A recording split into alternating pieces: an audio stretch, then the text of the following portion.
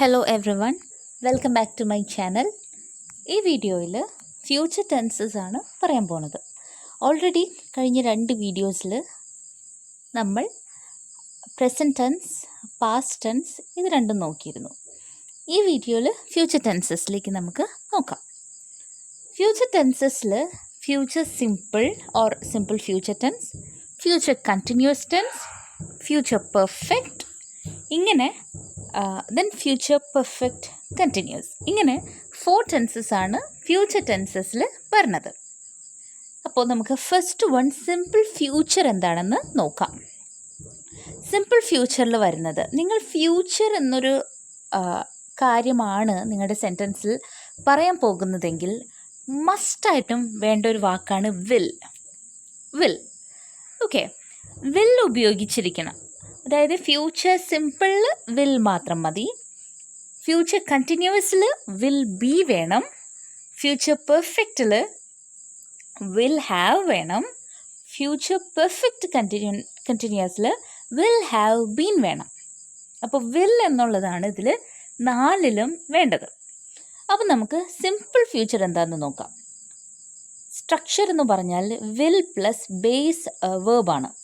അതായത് നമ്മൾ നമ്മുടെ ഡിസിഷൻസ്, പ്രോമിസസ്, പ്രഡിക്ഷൻസ്, നമ്മൾ ഭാവിയെക്കുറിച്ച് കാര്യങ്ങൾ പറയുമ്പോൾ യൂസ് ചെയ്യാൻ പറ്റിയതാണ് വിൽ.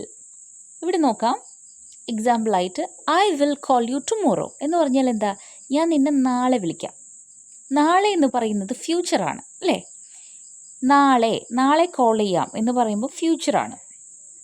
അപ്പോൾ ഫ്യൂച്ചറിലെ കാര്യം പറയാനായിട്ട് നമ്മൾ will plus base form of the verb.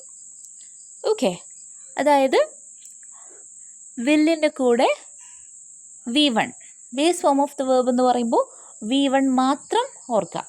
വില്ലിൻ്റെ കൂടെ V1 ഉപയോഗിച്ച് കഴിഞ്ഞാൽ ദാറ്റ് ഈസ് സിമ്പിൾ ഫ്യൂച്ചർ, സിമ്പിളായിട്ട്. ഓക്കെ, നാളെ വിളിക്കാം, നാളെ വരാം എന്നെങ്ങനെ പറയാം, ഐ വിൽ കം ടുമോറോ. നാളെ പോകുന്നതാണെങ്കിലോ ഐ വിൽ ഗോ ടുമോറോ.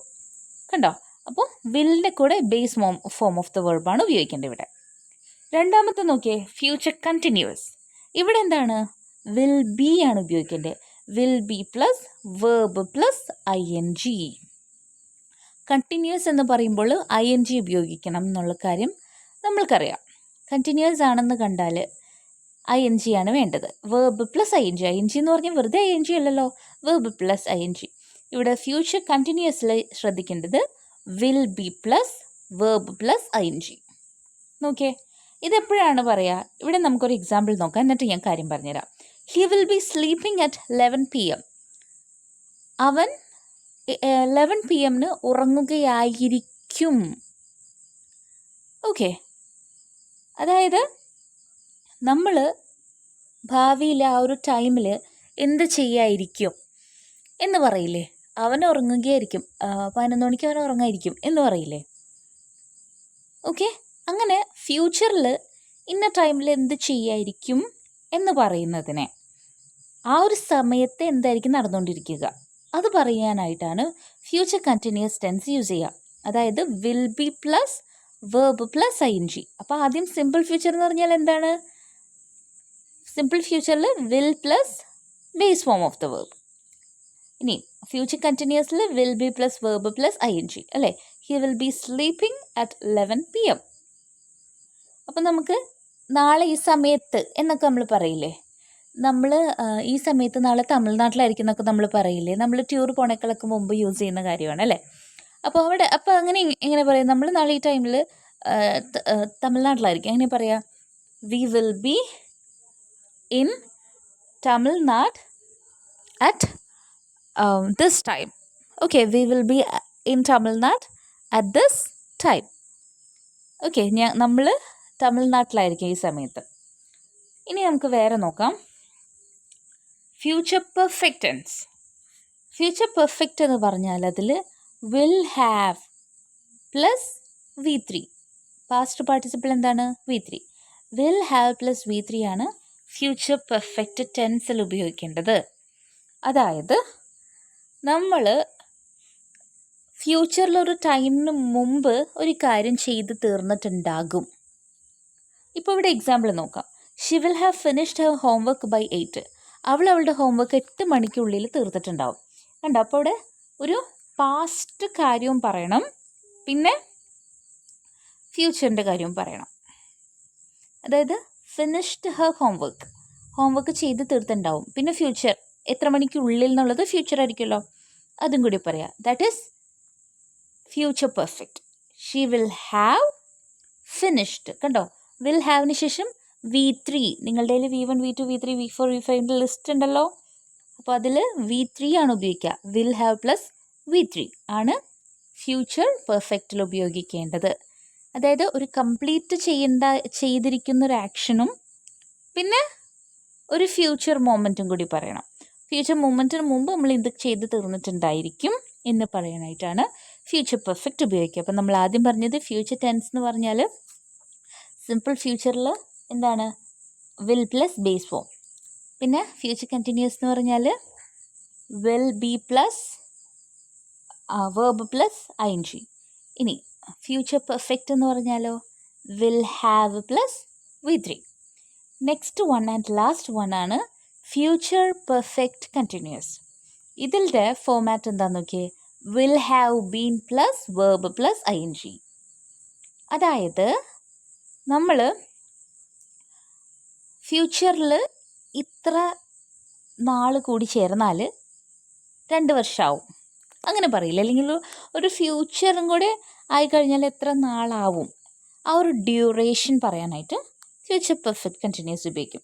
അതായത് for, since, by the time എന്നൊക്കെ പറഞ്ഞ് നമുക്ക് കീവേഡ്സ് അതിൽ യൂസ് ചെയ്യുന്ന വാക്കുകളാണ്. നോക്കിയേ, ബൈ നെക്സ്റ്റ് മന്ത്. കണ്ടോ? അടുത്ത മാസം ആകുമ്പോഴേക്കും I will have been working here for 2 years. ഞാനിവിടെ ജോലി ചെയ്ത് തുടങ്ങിയിട്ട് 2 വർഷമാവും. കണ്ടോ? By next month. കണ്ടോ? ഫ്യൂച്ചറിനെ പറ്റി ആദ്യം പറയണം. By next month I will have been working here for 2 years. ഞാനിവിടെ ജോലി ചെയ്യാൻ തുടങ്ങിയിട്ട് 2 വർഷമായിട്ടുണ്ടാവും. കണ്ടോ? അവിടെ യൂസ് ചെയ്തിരിക്കുന്നത് will have been plus verb plus ING. അപ്പോൾ സിമ്പിൾ ഫ്യൂച്ചറിൽ will plus base form of the verb. പിന്നെ അടുത്തത് എന്തായിരുന്നു നമ്മൾ പറഞ്ഞത്? ഫ്യൂച്ചർ കണ്ടിന്യൂസിൽ will be plus verb plus ING. Future perfect ആണെങ്കിലോ will have plus V3 or past participle. Future perfect continuous എന്ന് പറഞ്ഞാൽ will have been plus verb plus ING. ഞാൻ ഒന്നുകൂടി എല്ലാം കൂടി ഒന്ന് സമ്മറൈസ് ചെയ്തപ്പോൾ പറയാം. ആദ്യം തന്നെ സിമ്പിൾ ഫ്യൂച്ചർ എന്ന് പറഞ്ഞാൽ നമ്മൾ ഒരു നാളെ അല്ലെങ്കിൽ ഫ്യൂച്ചറിൽ ചെയ്യാൻ പോകുന്നൊരു തീരുമാനം, നമ്മുടെ പ്രിഡിക്ഷൻ, പ്രോമിസ് ഒക്കെ അതിൽ വരും. I will call you tomorrow, she will come tomorrow. അതായത് വിൽ എന്നുള്ള വാക്ക് ഉപയോഗിക്കുക plus base form of the verb ഉപയോഗിക്കണം. Subject plus will plus base form of the verb, അങ്ങനെ ഒരു ഐഡിയ.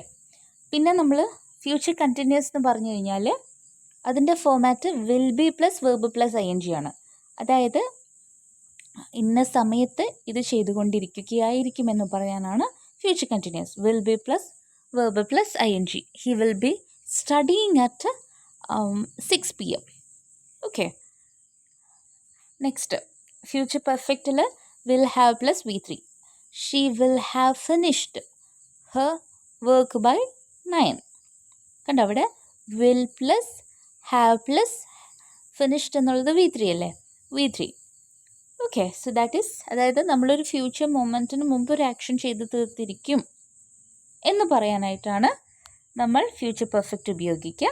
ഫ്യൂച്ചർ പെർഫെക്റ്റ് കണ്ടിന്യൂസ് എന്ന് പറഞ്ഞാൽ ഒരു ഫ്യൂച്ചർ പോയിൻ്റ് വരെ ഒരു പ്രവൃത്തി ചെയ്യുമ്പോഴുള്ള duration. I will have been working here for 2 years by next month. കണ്ടോ? അടുത്ത മാസം ആകുമ്പോഴേക്കും ഇവിടെ ജോലിക്ക് കയറിയിട്ട് 2 വർഷം. അപ്പോൾ ഫ്യൂച്ചറും കൂടെ കണക്ട് ചെയ്ത് ഇവിടെ കയറിയിട്ട് എത്ര നാളായി എന്നുള്ള ഡ്യൂറേഷൻ പറയാനായിട്ട് ഫ്യൂച്ചർ പെർഫെക്റ്റ് കണ്ടിന്യൂസ്. സോ ഇത്രയും കാര്യങ്ങളാണ് 12 ടെൻസസിൽ വരുന്നത്. 3 വീഡിയോസ് ആയിട്ടാണ് ഞാനിത് ചെയ്തേക്കുന്നത്. കാരണം അത് നിങ്ങൾ സ്റ്റെപ്പ് ബൈ സ്റ്റെപ്പായിട്ട് പഠിച്ചായിരിക്കും നല്ലത്. ഒറ്റയിരുപ്പിൽ തന്നെ ഫുൾ പഠിക്കുന്നതിനേക്കാളും പയ്യെ ഇത് പഠിക്കാം. ഓരോന്നും ക്ലിയർ ആയിട്ട് വന്നിട്ട് 12 ടെൻസസ് ഫുള്ളായിട്ട് പഠിക്കാം. ഓക്കെ. പിന്നെ ഞാൻ ഇത് ഒരു വീഡിയോ ആയിട്ട് ഞാൻ ചെയ്യാം.